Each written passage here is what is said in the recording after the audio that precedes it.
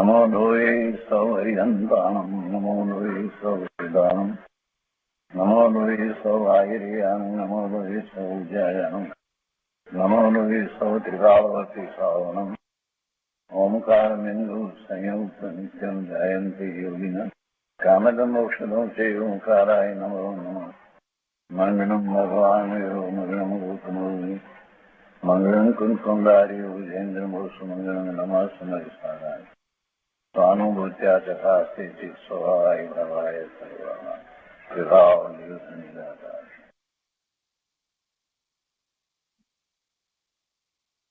શ્રીમદ નેમિચંદ્ર સિદ્ધાંતિ દેવ રચિત દ્રવ્ય સંગ્રહનો સ્વાધ્યાય આપણે કરી રહ્યા છીએ.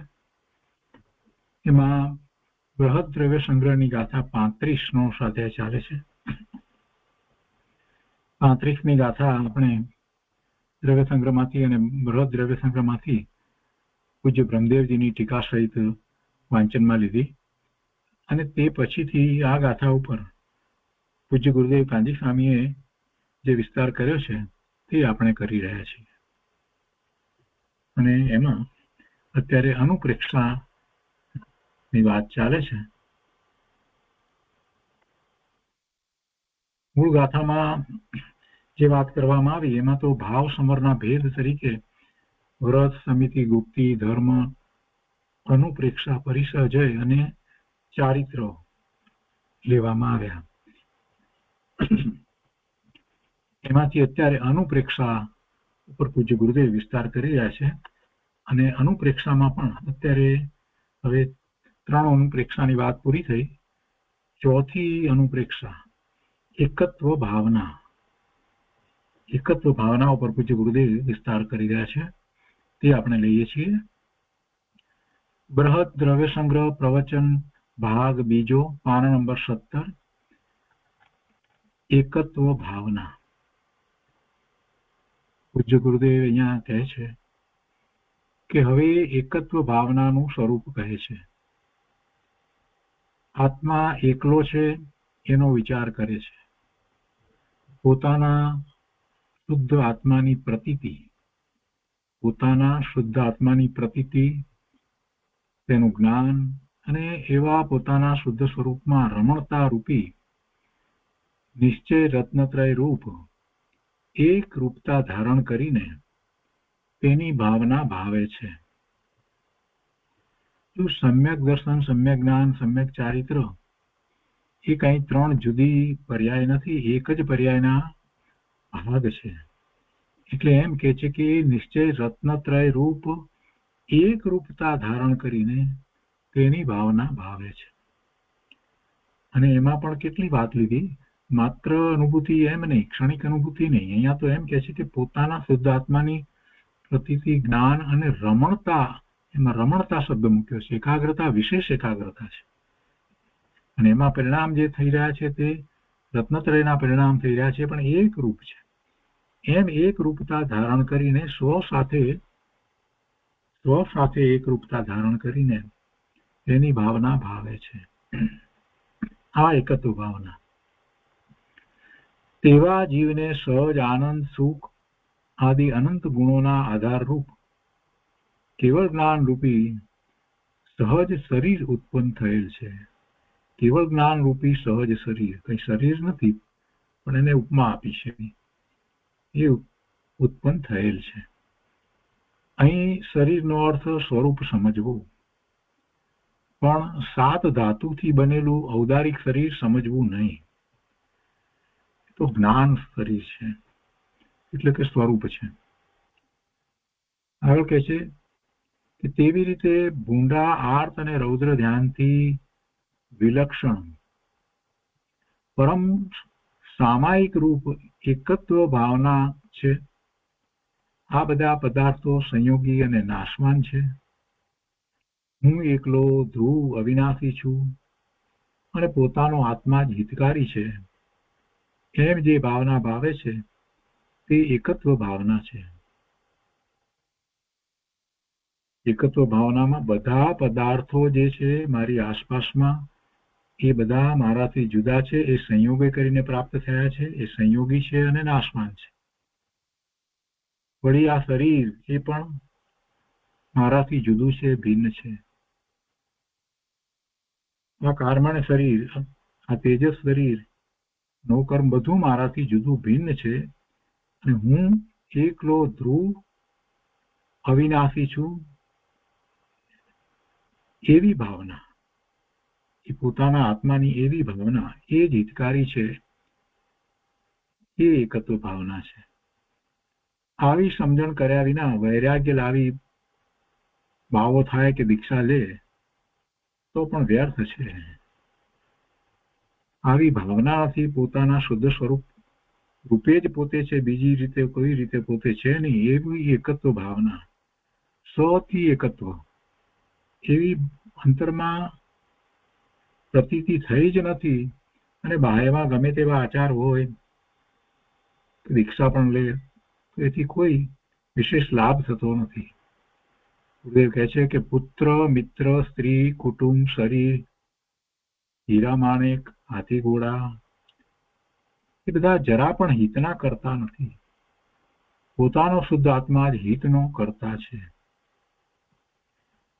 વારંવાર આપણે વાંચીએ છીએ, વારંવાર સાંભળીએ છીએ, એટલે આપણને એમ લાગે કે બરાબર છે, પણ એમ નહીં. એને ફરીથી જરાક ઊંડાણથી ચિંતનમાં લઈએ કે ખરેખર પુત્ર મને હિતનું કારણ નથી, તો પછી પુત્ર નાખું જે કંઈ ઉપકાર હોય અથવા તો પુત્ર પોતાને જે રીતે મદદ કરતા થતો હોય એ બધાનો પહેલા વિચાર કરી અને પછી એમાં વિચાર કરવો કે ખરેખર એ મદદ મને પુત્ર દ્વારા મળે છે કે પુણ્યના ઉદયને કારણે મળે છે.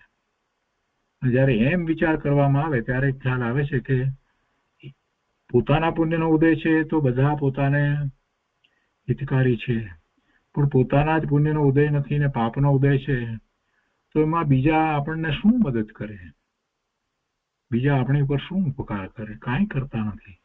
એ કરી શકે નહીં, કેમ કે આપણો જ પાપનો ઉદય હોય ત્યાં. અને એમ જ્યારે નિર્ણય કરવામાં આવે ત્યારે પછી કોઈની ઉપર દોષારોપણ પણ થતું નથી અને એક તટસ્થ ભાવ થઈ જાય છે કે બધા જીવ પોતે પોતાનું પરિણમન કરી રહ્યા છે અને વર્તમાન જેને હું મારા સ્નેહી સમજુ છું, મિત્ર સમજુ છું, એ બધા પોતે પોતાનું જ પરિણમન કરી રહ્યા છે. પોતાના પુણ્ય પાપના ઉદય સહિત પોતે પોતાનું પ્રવર્તન કરી રહ્યા છે. એમાં કોઈ કોઈને મદદ કરે, ઉપયોગી થાય એવો વિકલ્પ હું શા માટે કરું છું? એવા વિકલ્પ કરવાની મારે કોઈ આવશ્યકતા નથી.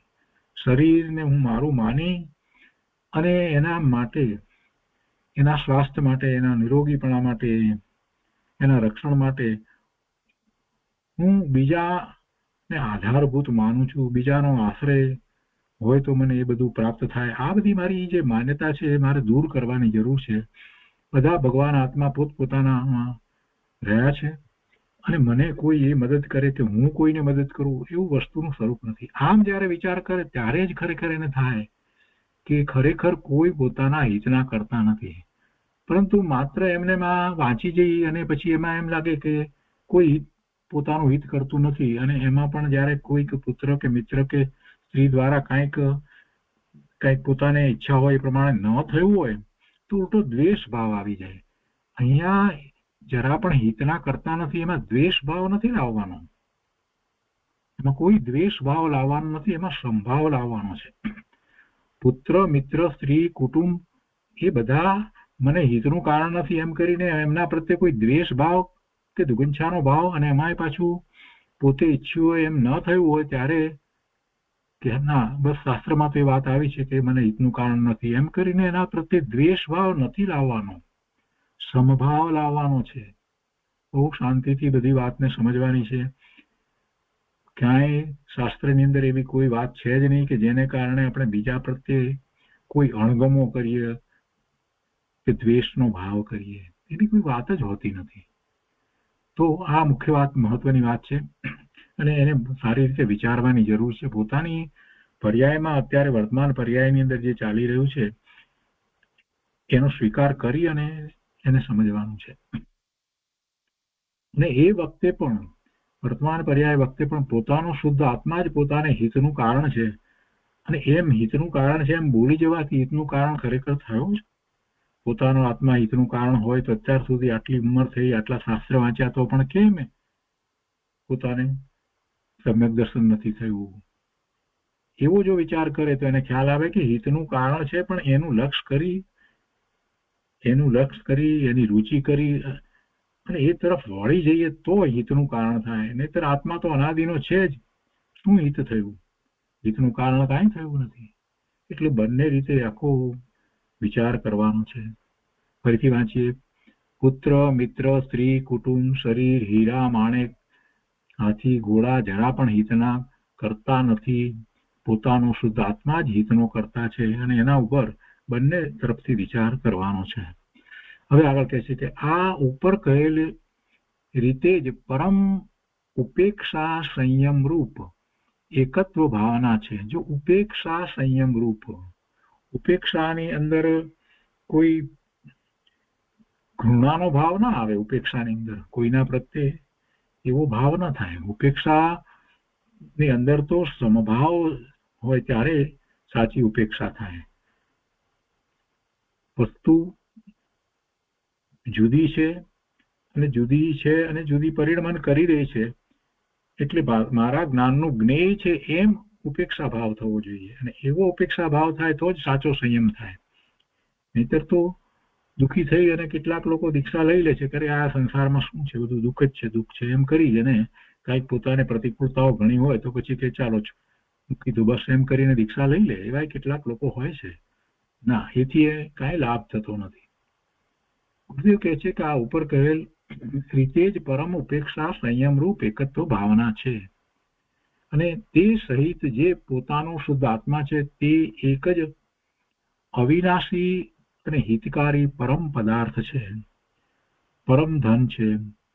તે સિવાય આ સંયોગે કરીને જે પ્રાપ્ત થયું છે સોનું, ચાંદી, રૂપિયા, એ કંઈ પરમ અર્થ નથી. એ અર્થ નથી, પરમ ધન નથી. શુદ્ધ આત્મા સિવાય બીજી ચીજની ઉપેક્ષા કરવા જેવી છે.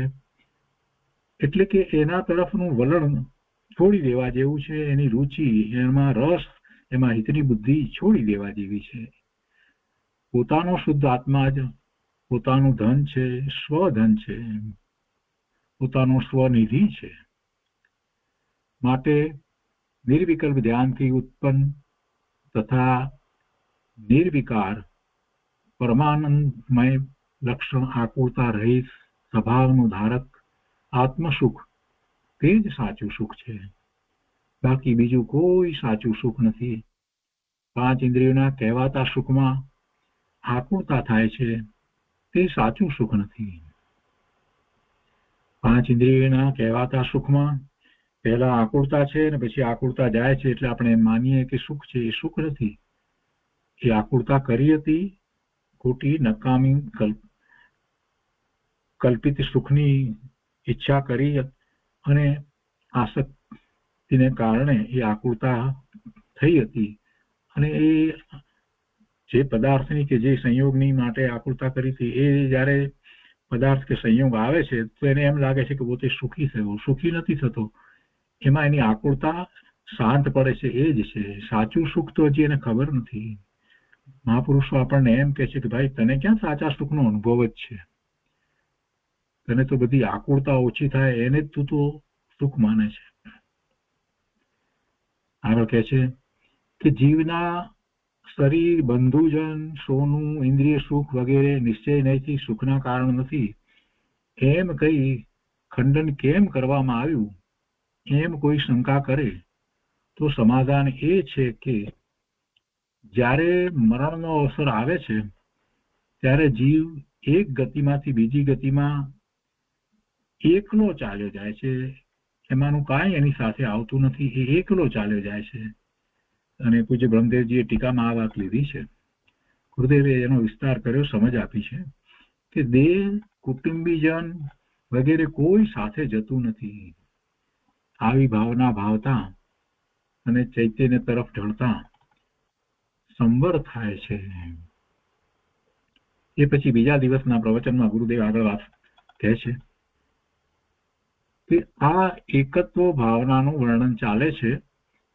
એક જીવ એક ગતિમાંથી બીજી ગતિમાં જાય તો દેહ વગેરે તેની સાથે જતા નથી પણ અહીંના અહીં રહી જાય છે. જ્યારે જીવ રોગોથી ઘેરાઈ જાય છે ત્યારે તેને અન્ય કોઈ સહાયક નથી, પણ વિષય કસાય આદિરૂપ ઊંડા ધ્યાનથી રહિત એકલો નિજ શુદ્ધ આત્મા જ તેને સહાયક છે. પર તરફની અનેકતા રૂપી વલણ છોડીને સ્વભાવ તરફની એકાગ્રતા સહાયક થાય છે. અનેકતા રૂપ પર તરફની અનેકતા રૂપ વલણ અહીંયા છડી લખ્યું છે, પણ છોડીને એના તરફનું વલણ છોડી દેવાનું છે. એ વલણ જે થાય છે એમાં એને ઊંડે ઊંડે એમ છે કે એમાંથી પોતાને લાભ થશે, પોતાના હિતનું કારણ છે, સુખની પ્રાપ્તિ થશે વગેરે. એટલે એ કલ્પના છે, એટલે એ તરફ વલણ થઈ જાય છે. નવી નવી વસ્તુઓ તરફ એનું વલણ થઈ જાય છે. એને જાણવું, દેખવું, વસાવવું, આ બધું જે થઈ રહ્યું છે એ વલણ છોડવા જેવું છે. એને બદલે સ્વરૂપનું વલણ કરવા જેવું છે. વારંવાર સ્વરૂપનો અભ્યાસ કરી, વારંવાર સ્વરૂપનું મહાત્મ્ય લાવી અને એનું વલણ કરવા જેવું છે. એટલે કહે છે કે પર તરફની અનેકતા રૂપી વલણ છોડીને સ્વભાવ તરફની એકાગ્રતા સહાયક થાય છે. અહીં તો રોગ વખતનું દ્રષ્ટાંત આપેલ છે. નિરોગ હોય ત્યારે પણ શરીર સહાયક થતું નથી. રોગ હો કે નિરોગ હો, બાહ્ય પદાર્થો જરા પણ સુખ આપતા નથી, તેમજ સહાયક થતા નથી. એકલો શુદ્ધ આત્મા જ સહાયક છે. કોઈ પૂછે કે આત્મા કેવી રીતે સહાયક થાય છે, તો તેનું સમાધાન જીવને નિમિત્ત રૂપે છેલ્લું શરીર હોય એટલે કે ચરમ શરીર, તો કેવળ જ્ઞાન આદિ પ્રગટાવીને મોક્ષમાં લઈ જાય છે. અને જ્ઞાન અધૂરું રહે નહીં, પણ પૂર્ણ દશાને પામે. અને કોઈ જીવ પૂર્ણ દશા ન પામે અને વચમાં વિકલ્પવાળી દશા હોય તો એકાવતારી થઈને મોક્ષ પામે છે. એમ આ સહાયક થાય છે. કોણ? પોતાનો આત્મા જ એને ત્યાં મોક્ષમાં લઈ જવા માટેનું કારણ થાય છે. એટલે વસ્તુ જ એવી છે, મોક્ષ સ્વરૂપ વસ્તુ જ છે. અને મોક્ષ સ્વરૂપ વસ્તુ એ પોતે જ પોતાનું કાર્ય કરી લે છે. જો કોઈને અંતિમ શરીર ન હોય તો તે શુભ ધ્યાન વડે તે આત્માની સંસારની સ્થિતિ ઓછી થાય છે અને દેવેન્દ્ર વગેરેના લૌકિક સુખ આપીને પરંપરાએ મોક્ષની પ્રાપ્તિ કરાવે છે. તીર્થંકર, ચક્રવર્તી વગેરેની પદવી મળે પછી ત્યાંથી પૂર્ણ એકત્વની ભાવના ભાવી તે જીવ મોક્ષ પામે છે. એટલે કોણ હિતકારી છે? પોતાનું સ્વરૂપ છે તે જ હિતકારી છે. એટલે એની ભાવના એ એકત્વ ભાવના. ગુરુદેવ આગળ કહે છે કે આત્માના ભાન વિના ઘણા જીવો તપ કરે છે અને તેથી સ્વર્ગ પામે છે, પણ તેઓ પરંપરાએ મોક્ષને પામતા નથી.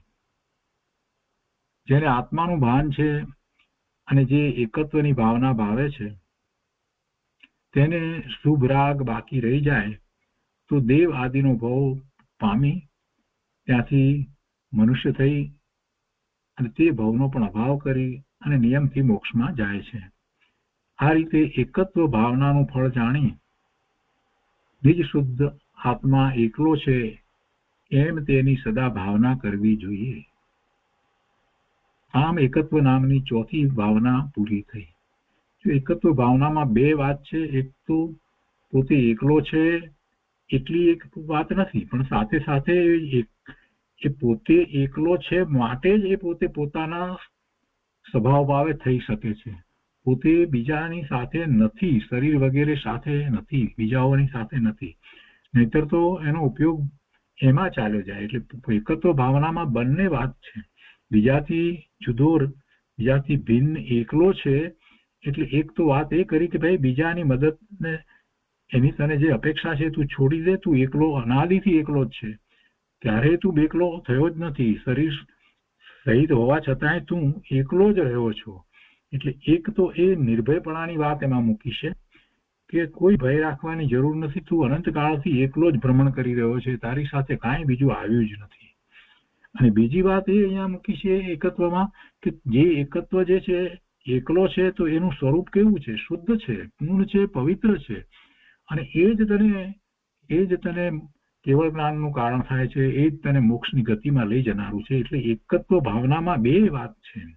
જો એવું એકલાપણું ન હોય તો તને મોક્ષ થાત જ નહીં.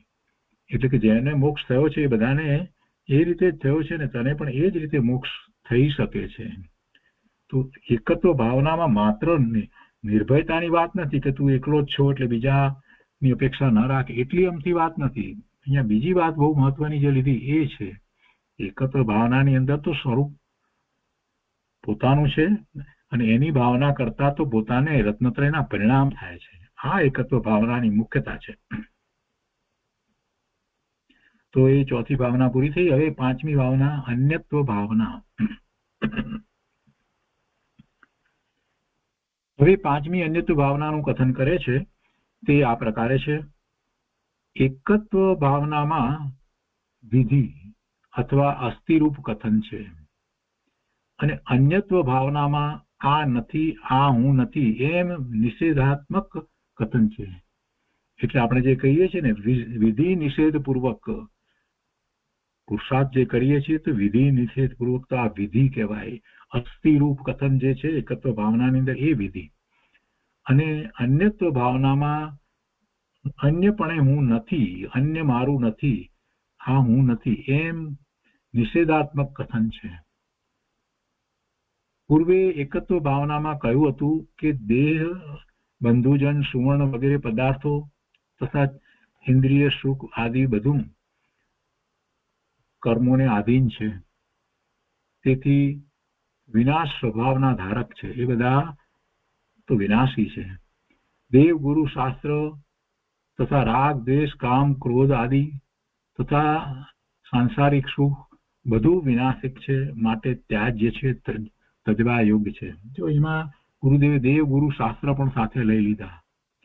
કેમ કે દેવ, ગુરુ, શાસ્ત્રનું વર્ણન કરવામાં આવે છે એ સારી વાત છે અને શરૂઆતમાં એ વાત હોય છે, પણ એ દેવ, ગુરુ, શાસ્ત્રનું વર્ણન કરી અને એમાંથી જે વાતને સમજવામાં આવી ત્યારે પછી એમાં તો એમ વાત આવી કે એ બધું જે અભ્યાસ છે માહિતી જ્ઞાન છે અને એને સમજી સ્વીકારી અને પુરુષાર્થ તો સ્વને વિશે કરવાનો છે. દેવ, ગુરુ, શાસ્ત્રમાં જ રોકાઈ રહેવાનું નથી. એટલે ગુરુદેવે એ રીતે વાત અહીંયા લીધી છે કે દેવ, ગુરુ, શાસ્ત્ર તથા રાગ, દ્વેષ, કામ, ક્રોધ આદિ તથા સાંસારિક સુખ બધું વિનાશિક છે, માટે છોડવા યોગ્ય છે. જો રોકાઈ રહેશે, એમાં કોઈ પણમાં રોકાઈ રહેશે તો સ્વરૂપમાં નહીં જઈ શકે, એટલે એમ ત્યાજ્ય છે. છોડવાનો અર્થ સમજવાનો છે. કોઈ એનો ઊંધો અર્થ કરે કે તમે દેવ, ગુરુ, શાસ્ત્રને છોડી દેશો તો પછી તમે પાપમાં પડી જશો, ધર્મની પ્રાપ્તિ નહીં થાય. અહીંયા એ વાત નથી કરવી, અહીંયા વાત બીજી કરવી છે. અહીંયા વાત દેવ, ગુરુ, શાસ્ત્ર જે લેવામાં આવ્યું છે તો એ અપેક્ષાથી એ વાત લેવામાં આવી છે કે એ બધું કેટલો સમય સુધી તમને તમારી સાથે રહે છે એ અપેક્ષાથી વિચાર કરીએ તો પણ એ બધાનો પણ કાળ છે, એ બધાનો પણ કાળ છે. એટલો સમય જ તમારા સંયોગમાં રહે છે. સાક્ષાત તીર્થંકર ભગવાન દેવ તરીકે પ્રાપ્ત થયા હોય તો આપણને એમનો સંયોગ કેટલો સમય રહેવાનો, ગુરુ હોય તો પણ એટલો સમય રહેવાનો. એ બધાનો સ્થિતિ કાળ હોય છે કે શાસ્ત્ર તો એ બધાનો જે સમય જે છે એ એટલો સમય સુધી આપણે એની સાથે રહેવાના છીએ. અને બીજી વાત એ છે કે એ સમય દરમિયાન પણ આપણે એનું જ વલણ રાખવાનું છે એમ નહીં, એમાં જે કહેલી વાત છે એનું વલણ કરવાનું છે. એમાં કહેલી વાતમાં તો સ્વરૂપનું વલણ કરવાની વાત છે. તીર્થંકર ભગવાન કેવળી પરમાત્માની ઓમકાર ધણીમાં પણ એમ આવ્યું કે અમે પોતાના શુદ્ધ સ્વરૂપને પૂર્ણ પ્રગટ કર્યું છે, એ તું કરી શકે છે અને અમે જે રીતે કર્યું છે એ રીતે તું કર, અમારું લક્ષ્ય નહીં કર, એને બદલે તારા સ્વરૂપનું લક્ષ્ય કર. એવી વાત આવી છે. ગુરુએ પણ એમ જ સમજાવ્યું છે અને શાસ્ત્રમાં ગુરુએ પણ એ જ વાત લખી છે. એટલે એ વાતને સમજવાની છે, ઊંધા અર્થ ન કરવા. આગળ અહીંયા કહે છે કે અને અણઘડ્યા ઘાટના જેવો ચૈતન્ય મૂર્તિ જ્ઞાયક એક રૂપ આત્મા જે સ્વભાવથી નિત્ય છે. અણઘડ્યા ઘાટના જેવો એમ કહી અને પર્યાય ને જુદી પાડી દીધી. એ પર્યાયનું લક્ષ્ય નથી કરવાનું. અણઘડ્યા ઘાટના જેવો ચૈતન્ય મૂર્તિ જ્ઞાયક એક રૂપ આત્મા વર્તમાન પર્યાયથી જુદો, જે સ્વભાવથી નિત્ય છે, જેમાં પ્રમત અને અપ્રમત દશાના ભેદ નથી. આત્મામાં એ ભેદ નથી. પ્રમત અને અપ્રમત દશા, પ્રમાદ સહિત અને પ્રમાદ રહિત દશા, એ બધું પર્યાયમાં છે. એ દશા છે, એ આત્મામાં નથી, મૂળ સ્વરૂપમાં નથી, એ નિત્ય વસ્તુમાં નથી. તેમજ જેના સેવનથી વિકાર વિનાનું પરમાત્મા પદ પ્રગટે છે, તેવો આત્મા એક જ ઉપાદેય છે એમ કહ્યું છે. એ જ ઉપાદેય છે, બીજું કાંઈ ઉપાદેય નથી. બાકી બધી પર્યાય જે થાય છે એ મારા જ્ઞાનનું જ્ઞેય છે. એ આશ્રય કરવા લાયક નથી, આશ્રય થઈ શકતો પણ નથી, એ ઉપાદેય પણ નથી. આગળ કહે છે કે વિકાર રહિત પરમ ચૈતન્ય ચિત્ત ચમત્કાર સ્વભાવનો ધારક જે નિજ પરમાત્મા છે, તેનાથી શરીર કર્મ વગેરે નિશ્ચય નહીંથી જુદા છે. જો નિજ પરમાત્માને માટે કેટલા વિશેષણ મૂક્યા છે. વિકાર રહિત પરમ ચૈતન્ય ચિત્ત ચમત્કાર સ્વભાવનો ધારક એવો નિજ પરમાત્મા છે, તેનાથી શરીર કર્મ વગેરે નિશ્ચયથી જુદા છે. ભગવાન આત્મામાંથી કેવળ જ્ઞાન પ્રગટે તેવો ચૈતન્ય ચમત્કાર છે. કેવળ જ્ઞાન પ્રગટે એ મોટો ચમત્કાર છે. એનાથી મોટો બીજો જગતમાં કોઈ ચમત્કાર નથી. કેવળ જ્ઞાન પ્રગટે છે તો જ્ઞેય માત્રને એ જાણે છે. અને એવા જ્ઞેયો કે જે અત્યારે વર્તમાનમાં નથી, જે લાખો કરોડો વર્ષ પછી જે પર્યાય થવાની છે, એ જ્ઞેયો પણ એને એક સમયમાં એક સાથે જણાય છે, યુગપત જણાય છે. એવી સર્વજ્ઞતા કેવળ જ્ઞાન થાય છે ત્યારે પ્રગટ થાય છે. આ મોટામાં મોટો ચમત્કાર છે. આપણે કોઈ મુનિના દર્શન કરવા જતા હોઈએ અને એવા મુનિ હોય, સાતમા છઠ્ઠા ગુણસ્થાનની દશામાં હોય અને એ કાળ હોય એવો કે જે વખતે ભગવાન પણ બિરાજતા હોય, તો એ મુનિ ના રોજ દર્શન કરવા જતા હોઈએ અને પછી આજે આપણે દર્શન કરીને પાછા આવ્યા, મુનિ પાસે કદાચ બેઠા હોઈએ થોડી વાર, ને પછી પાછા આવ્યા અને ત્યાર પછીથી પાછા આવીને બે ઘડી પછીથી આપણે સાંભળીએ કે એમને તો કેવળ જ્ઞાન થઈ ગયું. જે સાતમા છઠ્ઠા ગુણસ્થાનની ભૂમિકામાં પોતે પોતાના સ્વરૂપમાં રમણતા કરતા હતા, એમને કેવળ જ્ઞાન થઈ જાય છે. હવે એ જયારે આપણે ગયા ત્યારે એમને જ્ઞાનનો ઉઘાડ ઘણો હતો, એ વાત બરાબર, પણ છતાંય કઈ બધા જ્ઞેય માત્રને જાણે એવી એમની દશા ન હતી. અને બે ઘડીની અંદર તો શું થયું, કેવો ચમત્કાર થઈ ગયો કે જ્ઞેય માત્રને એ જાણે છે, એ કેવળી પરમાત્મા થઈ ગયા. આમ આનાથી મોટો બીજો કોઈ ચમત્કાર હોઈ શકે નહીં. એટલે અહીંયા એ ચમત્કારની વાત ગુરુદેવે એમ લીધી છે કે ભગવાન આત્મામાંથી કેવળ જ્ઞાન પ્રગટે તેવો ચૈતન્ય ચમત્કાર છે. ગુરુદેવ કહે છે કે પરમાં કાંઈ માલ નથી, બીજી કોઈ ચીજ આત્માની નથી. બંધુજન તો જુદા છે, બંધુજન તો જુદા છે, દેખીતા જ દેખાય છે, પણ સંસાર અવસ્થા પણ આત્માના ત્રિકાળી સ્વભાવથી જુદી છે, અન્ય છે, ભિન્ન છે. અને એ અવસ્થા પણ એક સરખી રહેતી નથી. આમ અન્યત્વનો વિચાર કરતા સ્વભાવના શ્રદ્ધા, જ્ઞાન અને વિતરાગતા પ્રગટે તે ધર્મ છે અને એ જ સંવર છે. એવા ભાવ છે ત્યારે આશ્રવ થતા નથી. ગુરુદેવ કહે છે કે અહીં ભાવાર્થ એમ છે કે એકત્વ ભાવનામાં હું એકલો છું ઇત્યાદિ પ્રકારે વિધિરૂપ વ્યાખ્યાન છે. કરોડપતિનો દીકરો માંદો પડે ત્યારે તેને પણ કોઈ શરણ નથી. ભલે ગમે તેટલા ડોક્ટર વગેરેને બોલાવે, પણ એવો અસાધ્ય રોગ થયો હોય તો કોણ મટાડે? ડોક્ટર પોતે મરી જાય છે, કોઈ શરીરને સાથે લઈ જતું નથી. આ બધી વાતનો જરાક વિચાર કરીએ તો આપણને એમ ખ્યાલ આવે છે કે ભાઈ જ્યાં સુધી આયુષ છે, જ્યાં સુધી આ શરીર સાથે રહેવાનું છે, ત્યાં સુધી આ આત્મા એની સાથે રહેશે. પછી નકામાનો શરીર પ્રત્યે એટલો બધો રાગ કરવાની શું જરૂર છે? શરીરનું કાર્ય પોતાથી સ્વયં કરે છે, એ થઈ રહ્યું છે. મારે એની ચિંતા કરવાની જરૂર નથી. મારે તો મારું કાર્ય કરવાનું છે. હું સિદ્ધ સમાન પૂર્ણ ભગવાન આત્મા છું. અને શરીરથી જયારે જુદા પડવાનો વખત આવશે એમાં કોણ શરણ છે? કોઈ શરણ નથી. કરોડપતિનો દીકરો માંદો પડે ત્યારે તેને પણ કોઈ શરણ નથી. દેહ રહેવાનો નથી. ચિદાનંદ આત્મા એકલો રહે છે. દયા, દાન, વ્રત, પૂજાના ભાવ આત્માનું ત્રિકાળી સ્વરૂપ નથી. એવા શુભ ભાવ આવે છે, કોઈ વાર વધારે, કોઈ વાર ઓછા, અને કોઈ વાર નથી પણ હોતા. પણ એ બધા ભાવ પુણ્ય બંધનું કારણ છે. એ કાંઈ શરણભૂત નથી. એ બધો વિભાવ ભાવ છે. એ વિકાર અનેકતામાં જાય છે. શુદ્ધ આત્મા એકલો છે એવી એકલાની ભાવના કરવી તે વિધિરૂપ વ્યાખ્યાન છે. એ એકત્વની વાત છે.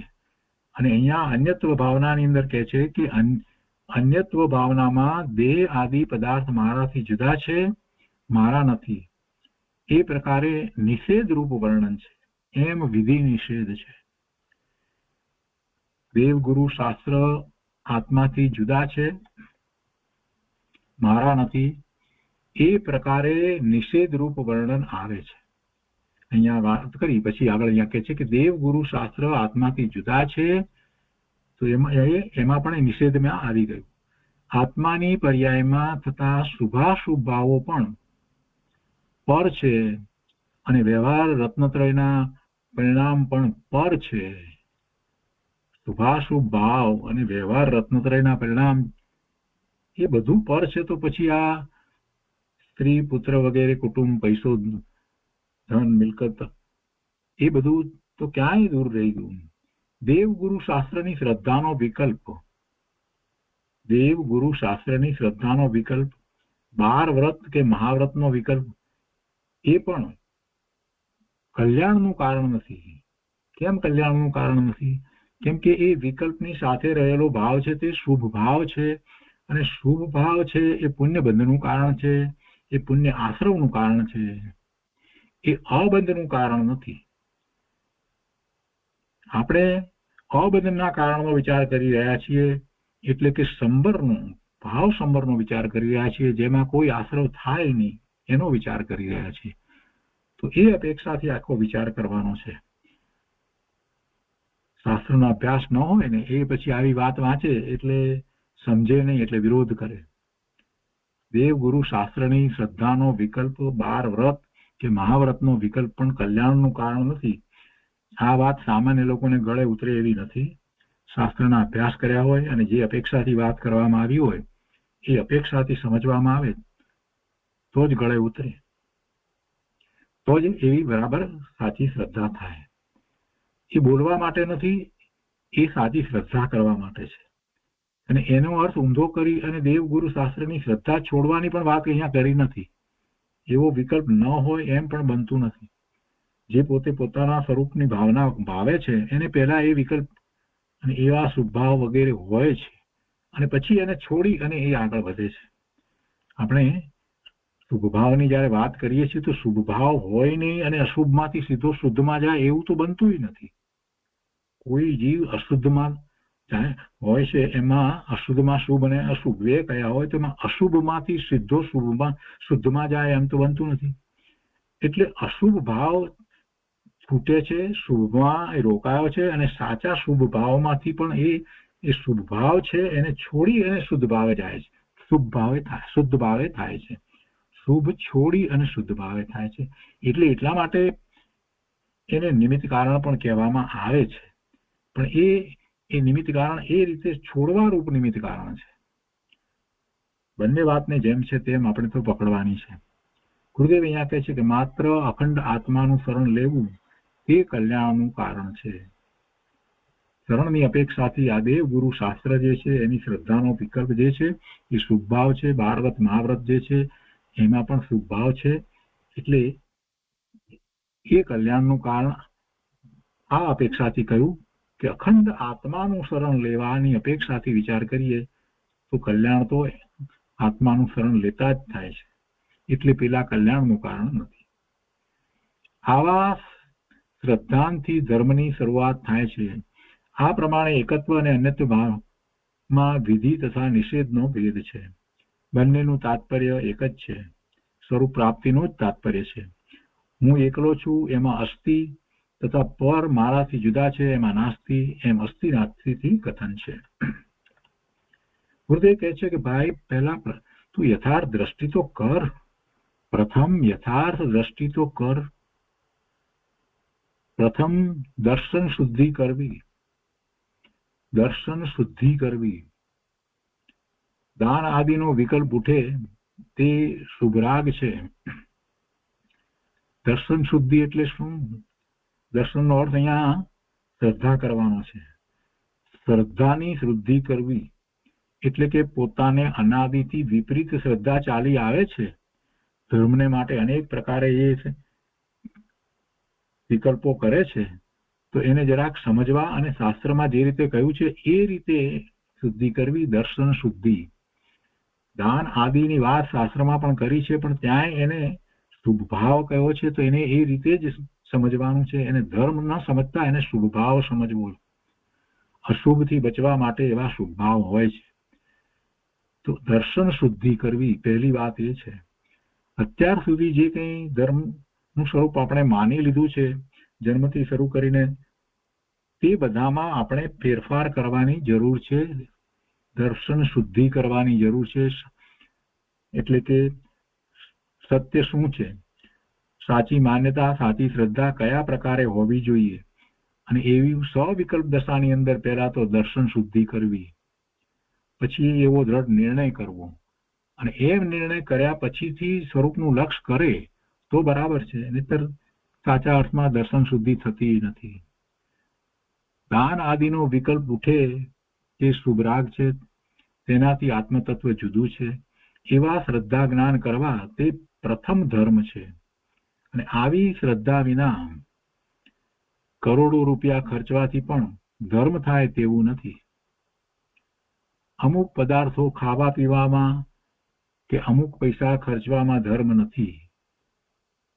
અમુક જ પદાર્થ ખાવા અથવા તો અમુક પદાર્થ ન ખાવા, આ બધી વાત ધર્મી જીવને હોય છે, એવું સાથે હોય છે, નથી હોતું એમ નથી. પણ એનાથી ધર્મ થાય એટલે કે આત્માની પ્રાપ્તિ થાય. ધર્મ તો કોને કહ્યો? જે મુક્તિ અપાવે એને ધર્મ કહ્યો. તો એનાથી મુક્તિ ન થાય, પણ એ બધું હોય છે. એવી બધી ડિસિપ્લિન હોય છે, ચોવિયાર હોય છે, નથી હોતો એમ નહીં. અને પછી કંદમૂળ વગેરેનો, અનંતકાય વગેરેનો પણ ત્યાગ વગેરે પણ હોય છે, નથી હોતો એમ નથી. આ બધી વાત સાથે હોય છે, સહકારી કારણ છે. બીજી રીતે કહીએ તો એ ડિસિપ્લિન છે, એવી ડિસિપ્લિન પણ હોય છે. પણ તેનાથી મુક્તિ થતી નથી. અને એ ન હોય તો પણ ચાલે નહીં. એ ન હોય અને મુક્તિ થઈ જાય એમ પણ નથી. ચારિત્ર, બાહ્ય ચારિત્ર હોય નહીં અને મુક્તિ થાય એમ પણ નથી. છઠ્ઠા ગુણસ્થાનમાં 28 મૂળ ગુણ સહિત જે ચોખ્ખું દ્રવ્યલિંગ કહેવામાં આવ્યું છે, એ ચારિત્ર એવું બાહ્યમાં ન હોય અને સાતમા ગુણસ્થાન જેવી અંતરંગ દશા હોય, એ શક્ય નથી. એમ પણ ન હોય. સાતમું ગુણસ્થાન જેને છે એને બાહ્યમાં ચોખ્ખું દ્રવ્યલિંગ હોય ને હોય જ. જો એ નથી અને કોઈ એમ કે અમને સાતમું ગુણસ્થાન છે, એ વાત બરાબર નથી. બાહ્યમાં વસ્ત્ર પાત્ર વગેરે હોય અને એમ કે અમને સાતમું ગુણસ્થાન છે, તો ગુરુદેવ એની ના પાડે છે કે ભાઈ એવું હોઈ શકે નહીં. અહીંયા કહે છે કે અમુક પદાર્થો ખાવા પીવામાં કે અમુક પૈસા ખર્ચવામાં ધર્મ નથી. પણ એવું બધું હોય, દયા દાનનો ભાવ આવે, વ્રત તપનો, બાહ્ય વ્રત તપનો ભાવ પણ હોય, પણ સમજપૂર્વક હોય. અને સાથે ને સાથે એ વાત પણ રાખવી કે કોઈ એવા વ્રત વગેરે અંગીકાર કરતા હોય, દાન વગેરે આપતા હોય, તો એ વખતે આપણે એવો વિચાર ના કરવો કે આ બધા બાળ જીવો છે ને, બાળ વ્રત છે ને, બાળ તપ છે ને, આ બધું કરી રહ્યા છે, એવો એમના સંબંધી વિચાર ના કરવો. આ ગુરુદેવમાં મોટા ભાગના જીવોને આ એક મોટી ભૂલ થઈ જાય છે. કોઈ વ્રત કરતું હોય તો તરત જ પહેલું વાક્ય એ જ બોલે કે બાળ વ્રત છે, એમાં શું છે? દાન કોઈ મોટું આપે તો કે એમાં શું છે? હવે દાન આપ્યું હોય તો ક્યાં એના પૈસા હતા એટલે એને આપ્યું, તો ઠીક છે, શુભ ભાવ છે, બીજું કાંઈ નથી. પણ બીજા સંબંધીનો એવો વિચાર કરવાની જરૂર નથી. આપણે એના અંતરંગને જાણતા નથી. એને પણ એ જ દ્રષ્ટિ હશે કે એ પણ એમ જ માનતો હશે કે આ શુભ ભાવ છે, અને છતાં એ આપતો હશે. અરે એમાં એને કદાચ એમ પણ હોય કે હું ક્યાં આપું છું, એવો ભાવ પણ હશે. આપણે કઈ એનું અંતરંગ જાણતા નથી. એટલે કોઈના સંબંધીનો વિકલ્પ લાવવા કરતા આ જે કંઈ કહેવાયું છે એ પોતાને માટે લેવાનું છે. આપણે જયારે પોતે પૈસા દાનમાં આપીએ ત્યારે એક હાથ આપે ને બીજો હાથ જાણે નહીં, એ જે કહેવત છે એ પ્રમાણે જ હોવું જોઈએ.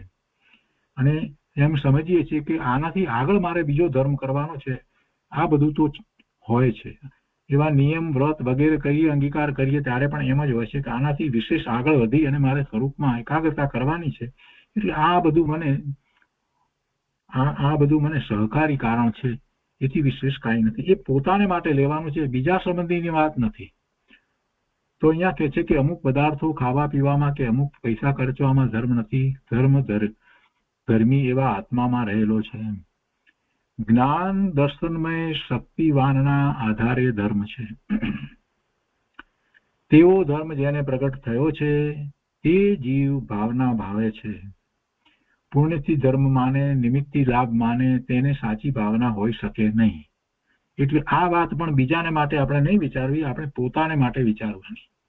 બીજા કોઈ એવા શુભભાવને પુણ્યનું આચરણ કરતા હોય એ પ્રમાણે કોઈ પણ રીતે થતું હોય તો એને માટે એમ નહીં લેવું કે આ બધા પુણ્ય છે એનાથી એ ધર્મ માને છે. એ શું માને છે એ ચિંતા આપણે કરવાની હોતી નથી. અને કદાચ એ વિવેક કહે કદાચ તો પણ એનો સમય આવશે ત્યારે એ પલટી જશે. પુણ્યથી ધર્મ માને, નિમિત્તથી લાભ માને, તેને સાચી ભાવના હોઈ શકે નહીં. એટલે એને ક્રિટિસાઇઝ કરવામાં રોકાવાની જરૂર નથી. અને અંતરંગ એમનું જાણતા નથી આપણે, એટલે કાંઈ ક્રિટિસાઇઝ કરવું નહીં. આપણે પોતાને માટે આ વાત લેવાની કે આપણે પુણ્યથી ધર્મ ન માનીએ તો પછી ધર્મ કઈ રીતે માનીએ? તો કે શુદ્ધ ભાવથી ધર્મ છે. તો શુદ્ધ ભાવથી ધર્મ છે એટલું બોલવાથી કાંઈ શુદ્ધ ભાવ થતો નથી. શુદ્ધ ભાવ એ પરિણમવા માટે નિર્વિકલ્પ ધ્યાનમાં સમ્યક દર્શન, સમ્યક જ્ઞાન, સમ્યક ચારિત્ર્યના પરિણામ થાય તો શુદ્ધ ભાવે પરિણમે એમ કહેવાય. તો એવો પુરુષાર્થ ઉપડતો હોય તો જ સમજાય કે આપણે ખરેખર સાચા ધર્મમાં છીએ. અહીંયા કહે છે કે સમ્યક દ્રષ્ટિ જ સાચી ભાવના ભાવે છે. જેને એવા પરિણામ થઈ રહ્યા છે એને જ ખરેખર સાચી ભાવના છે. સ્વામી કાર્તિકેયમાં કહ્યું છે કે ભાવના ભવ્ય જીવને આનંદ ઉત્પન્ન કરનારી છે. આ ભાવના જે છે, અનુપ્રેક્ષા છે, એ ભવ્ય જીવને આનંદનું કારણ છે, સાચા આનંદનું કારણ છે, સાચો આનંદ ઉત્પન્ન કરનાર છે. વ્યવહાર રત્નત્રયનો ઉત્સાહ બંધનું કારણ છે. તેનાથી રહિત હું જ્ઞાતા છું એવા શ્રદ્ધા, જ્ઞાન અને રમણતા તે સંવર છે. અને તે સંવર સમકીતીને હોય છે. સાચો સંવર સમકીતીને હોય છે, જેને આશ્રવ થતા નથી. નિમિત્ત, રાગ કે મનથી લાભ માને તેને સંવર ન હોય, તેમજ સાચી ભાવના પણ ન હોય. માટે પુણ્ય પાપથી રહિત આત્માની ભાવના ભાવવી તે સંવર છે. પાપનો તો વિકલ્પ લાવવો નહીં, પણ પુણ્ય જે છે એ પુણ્ય પણ એવું હોવું જોઈએ કે જે ભાવ, શુભ ભાવ જે છે એ શુદ્ધ ભાવ તરફ લઈ જાય એવું પુણ્યાનુબંધી પુણ્ય હોય, એ સહકારી કારણ થાય છે. એ પછીથી છઠ્ઠી અનુપ્રેક્ષા છે અશુચિ ભાવના. ગુરુદેવ અહીંયા સમજાવે છે કે દેહ અશુચિમય છે તે વ્યવહારથી છે. અશુચિ દેહની આપણે કહીએ અથવા તો બાહ્યમાં જે પદાર્થો કોઈ દુર્ગંધ મારતા હોય આ તે બધાને આપણે એમ કહીએ કે આ અશુચિ છે, પણ એ તો એનો સ્વભાવ છે. કેમ કે પૂતગળની અંદર સ્પર્શ, રસ, ગંધ, વર્ણ આ બધા ગુણ છે.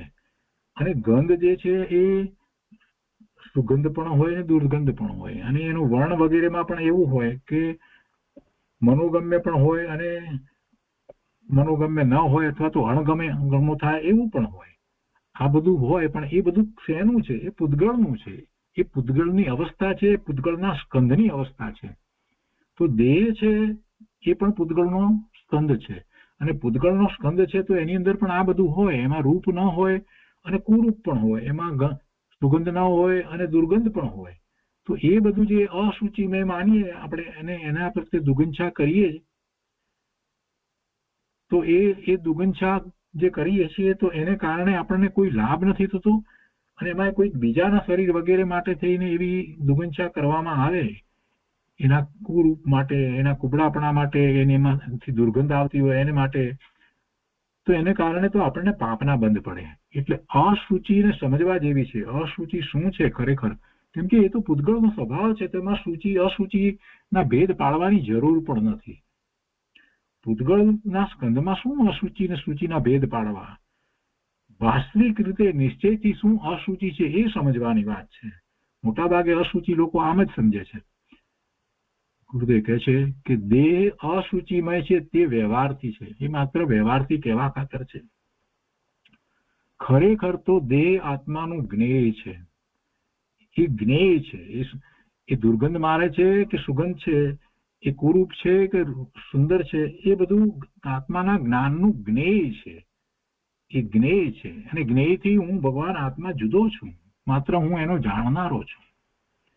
આત્મા જ્ઞાતા છે તેવી પવિત્ર દ્રષ્ટિ થઈ તેને વિકલ્પ ઉઠે છે ત્યારે તે વિચારે છે કે આ શરીર પિતાના વીર્યથી અને માતાના રુધિરથી ઉત્પન્ન થયેલ છે, તે મારી ચીજ નથી. જો આ વિચાર કરવાનો છે, જેને આત્મા જ્ઞાન સ્વરૂપ છે, ભગવાન આત્મા પોતે છે, અને એની પવિત્ર દ્રષ્ટિ થઈ છે, તો એને એવો વિકલ્પ ઉઠે, સૂચિ ને અસૂચિના વિચાર કરે છે, તો એમાં આ શરીર, તો કે આ શરીર જે છે એ શું છે, જેના પ્રત્યે મોહ છે આટલો બધો, એ શરીર તો પિતાના વીર્ય અને માતાના રુધિરથી ઉત્પન્ન થયેલ છે, તે મારી ચીજ નથી. હું તો આત્મા છું. મારો આત્મા કોઈથી ઉત્પન્ન થયો નથી. હું તો ત્રિકાળ છું, એક સરખો છું. મને તો કોઈ જન્મ નથી, મરણ નથી, ઉત્પત્તિ નથી, નાશ નથી. મને કોઈ વૃદ્ધાવસ્થા નથી, મને કોઈ રોગ નથી. હું તો શુદ્ધ ભગવાન આત્મા ત્રિકાળ એક સરખો છું. વળી ચરબી, લોહી, માંસ, મેદ, હાડકા, મજન કે શુક્ર એવી ધાતુથી શરીર બનેલ છે, તેથી તે અપવિત્ર છે. શરીર રહિત આત્માની દ્રષ્ટિ વાળો આવી ભાવના ભાવે છે. સુંદર શરીર હોય તો પણ એ અપવિત્ર કહી દીધું. એમ નથી કહ્યું દુર્ગંધ મારતું. અહીંયા તો કારણ શું આપ્યું કે ચરબી, લોહી, માંસ, મેદ, હાડ, અંજન કે શુક્ર એવી ધાતુથી, 7 ધાતુથી બનેલું શરીર જે છે, તેથી તે અપવિત્ર છે. શરીર રહિત આત્માની દ્રષ્ટિ વાળો આવી ભાવના ભાવે છે. અજ્ઞાની જીવ રૂપાળું શરીર દેખે, પુષ્ટ અવયવો દેખે અને અનુકૂળ ઇન્દ્રિયો દેખે ત્યાં મોહાઈ જાય છે. પણ ત્યારે પણ એ શરીર પણ અશુચિ જ છે. મૃતક શરીરમાં તેનો અમૃત સ્વભાવી આત્મા મૂંઝાઈ ગયો છે. આ શરીર તો મૃતક છે. અત્યારે વર્તમાનમાં પણ એની સાથે જ્યારે આત્મા રહ્યો છે ત્યારે પણ એ મૃતક કલેવર જ છે. એ જીવન ચેતન નથી. મૃતક શરીરમાં અમૃત સ્વભાવી આત્મા મૂંઝાઈ ગયો છે. તેને આવી ભાવના હોતી નથી. કેવી ભાવના હોતી નથી કે પોતે શરીર રહિત ભગવાન આત્મા શુદ્ધ જ છે, હંમેશા શુચિ છે, પવિત્ર છે. વળી કે છે કે પુરુષના શરીરમાં 9 છિદ્રો, નાક, આંખ, કાન વગેરે હોય છે, જે દ્વારા વિષ્ટા, પેશાબ, ચીપડા વગેરે આવ્યા કરે છે. અશુચિ જરે છે, તેથી શરીર અશુચિ છે. પુરુષો મુનિ થઈ શકે, સ્ત્રી મુનિપણું લઈ શકે નહીં. તેથી પુરુષના શરીરની વાત કરે છે. પેલા એટલા માટે વાત કરી. પુરુષના શરીરને 9 છિદ્રો હોય છે, સ્ત્રીના શરીરને 12 છિદ્રો હોય છે. પણ અહીં તેની વાત કરી નથી. સ્ત્રી સાધુ થઈ શકે નહીં. મલ્લીનાથ તીર્થંકર ભગવાન એ સ્ત્રી ન હતા. એમને સ્ત્રી ન કહેવાય. ભગવાનને જે ઇન્દ્રો પૂજે તે પુરુષ હોય અને પૂજ્ય પુરુષ સ્ત્રી હોય એમ બને નહીં. સ્ત્રીને પંચમ ગુણસ્થાનથી ઉપરની દશા હોઈ શકે નહીં. સ્ત્રીને 5મા ગુણસ્થાનથી ઉપરની દશા થઈ શકતી નથી. અને એના કારણોની વાત આપણે અનેક વાર કરી છે, શા માટે ન હોય. અહીં મુનિ ભાવના ભાવે છે કે શરીરના 9 છિદ્રો દ્વારા મેલ જરે છે તે જળ છે. ચિદાનંદ આત્મામાં રમણતા કરતા જ્ઞાન દર્શનની પવિત્રતા જરે છે. ત્યાં તો મેલ જરે છે અને અહીંયા પવિત્રતા જરે છે. એમ કરી અને શરીર તરફનું લક્ષ છોડે છે. અહીં મુખ્યપણે મુનિની પ્રધાનતાથી કથન છે. જ્ઞાની ગ્રહસ્થો પણ આવી ભાવના ભાવે છે. તીર્થંકરો પણ ગ્રહસ્થ દશામાં આવી ભાવના ભાવતા, પણ મુનિઓ વિશેષ પ્રકારે ભાવે છે. પેશાબ, વિષ્ટા વગેરે અશુચિના સ્થાન હોવાથી દેહ અશુચિ છે. આત્માના ભાન વિના એકલા શરીરને અપવિત્ર કહે અને શરીર આવું મેલું છે એમ કઈ દ્વેષ કરે તો તેને સાચી ભાવના હોતી નથી. આત્માના ભાન વિનાની આ વાત નથી, આત્માના ભાન સહિત આ વાત કરવાની છે. આત્મા શરીરથી જુદો છે, જ્ઞાન આનંદ છે. આત્મા જ્ઞાનાનંદ સ્વરૂપ છે. એવા ભાનવાળો વિચાર કરે છે કે આ શરીર અશુચિ છે, તે અશુચિ ભાવના છે અને તે સંવરનો ભેદ છે. જો અહીંયા અશુચિ ભાવનાની અંદર માત્ર નિષેધાત્મક કથન નથી, એટલે શરીર અશુચિ છે એટલી જ વાત નથી, પણ આત્માની સાચી ભાવનાની વાત છે. એ અસ્થિરૂપ ભાવ જે છે એ સાથે આ અશુચિની વાત છે. કેમ કે અશુચિ કહીએ તો બીજો પ્રશ્ન સાથે થાય તો કે શુચિ શું છે, એવો પ્રશ્ન થવો જ જોઈએ. તો શુચિ તો મારું શુદ્ધ સ્વરૂપ છે એમ વાત એમાં સાથે આવી જાય છે. વળી શરીર મેલ ઉત્પન્ન કરે છે એટલા માત્રથી શરીર અશુચિ નથી, પણ શરીર સ્વરૂપથી અપવિત્ર છે અને અપવિત્ર મળ આદિને ઉત્પન્ન કરનારું હોવાથી અપવિત્ર છે. સુંદર ગુલાબના ફૂલને હાથ ડાળો ત્યાં તે કરમાઈ જાય, શરીરને અડતા કપડાં પરસેવા વાળા થઈ જાય છે. ગુલાબ જાંબુ અથવા મેસૂબ મોઢામાં નાખ્યા પછી ચાવીને જુઓ તો કૂતરાની ઓંખ જેવો લાગશે. આમ બીજા પદાર્થોને મેલા બનાવવામાં શરીર નિમિત્ત છે, શરીર નિમિત્ત છે.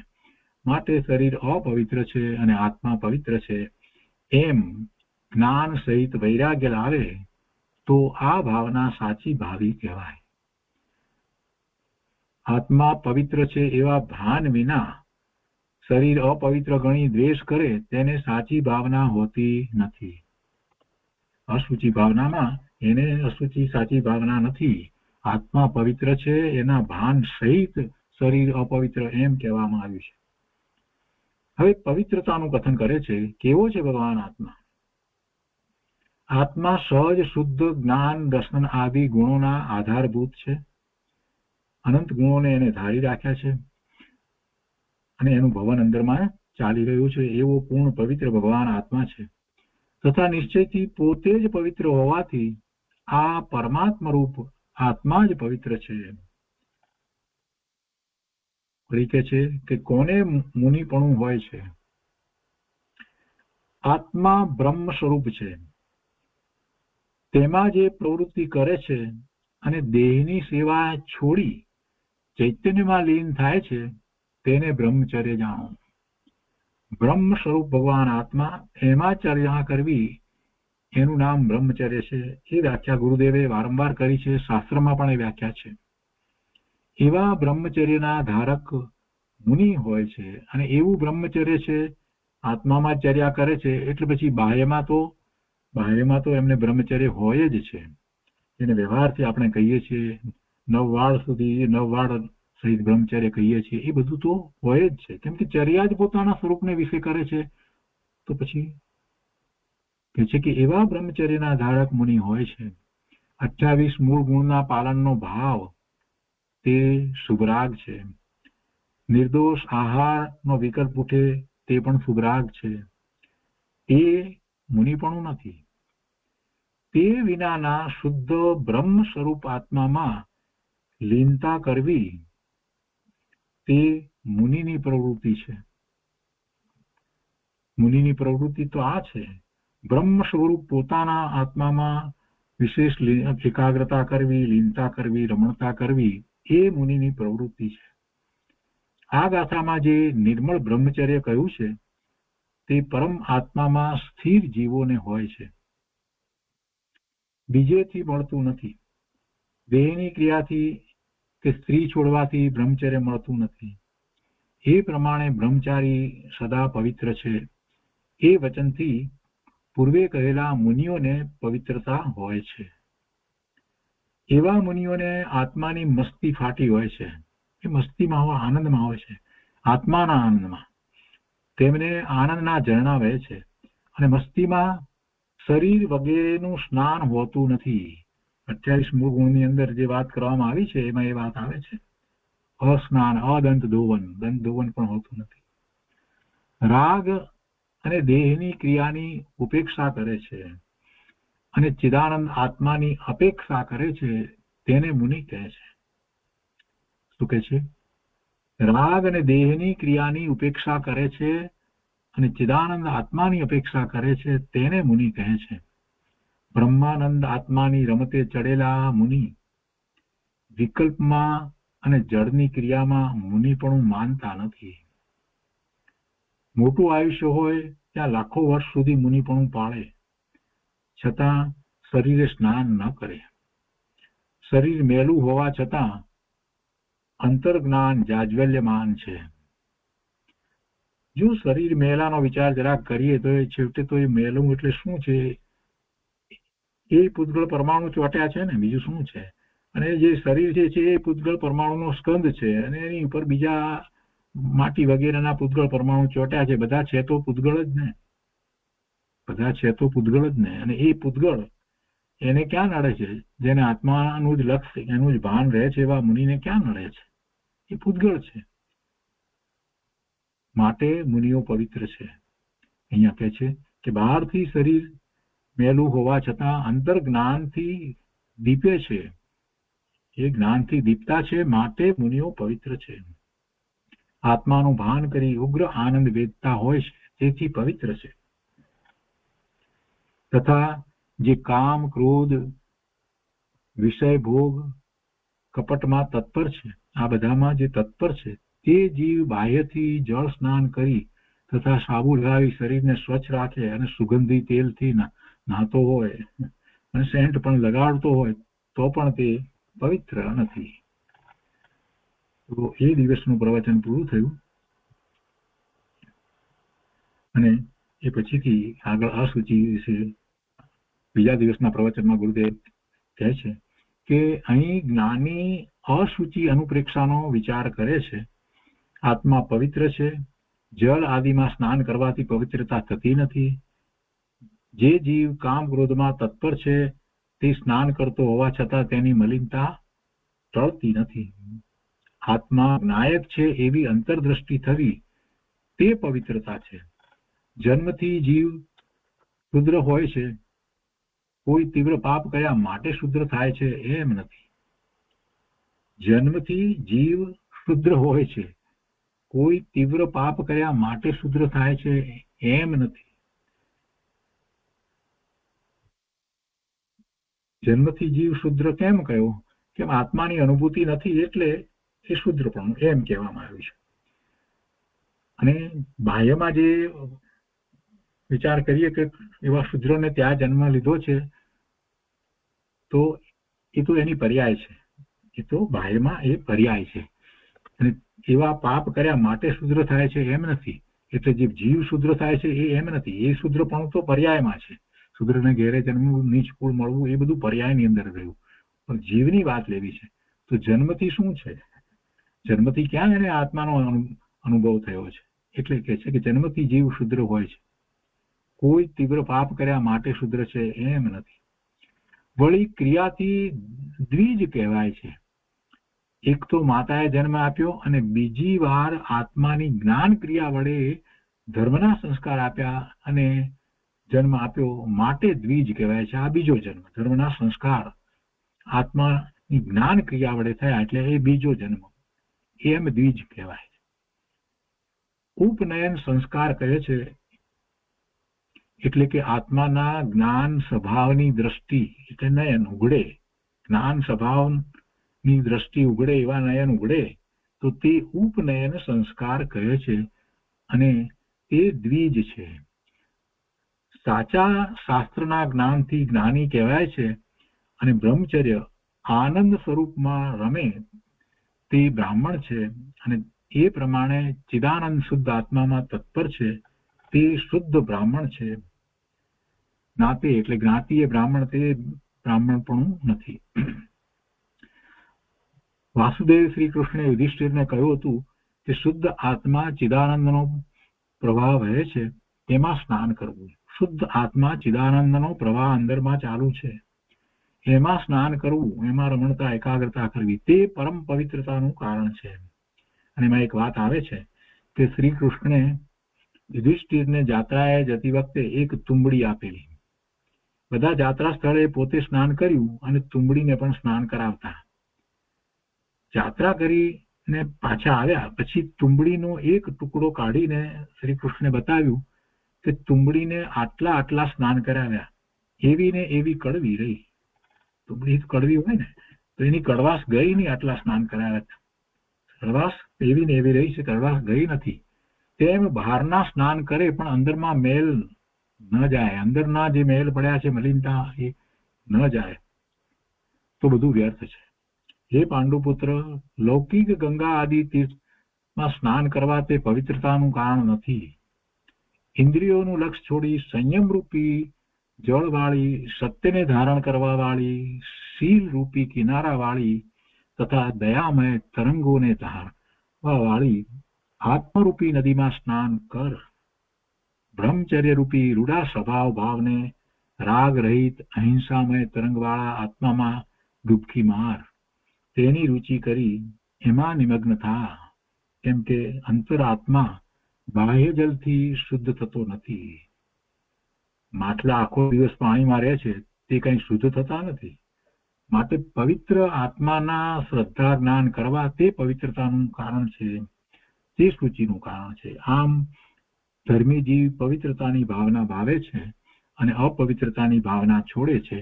આ પ્રકારે અસૂચિત્વ અનુપ્રેક્ષાનું વર્ણન સમાપ્ત થયું. તો આજનો સ્વાધ્યાય આપણે અહીંયા સુધી રાખીએ છીએ. આવતા વખતે આપણે આશ્રવ અનુપ્રેક્ષા લઈશું.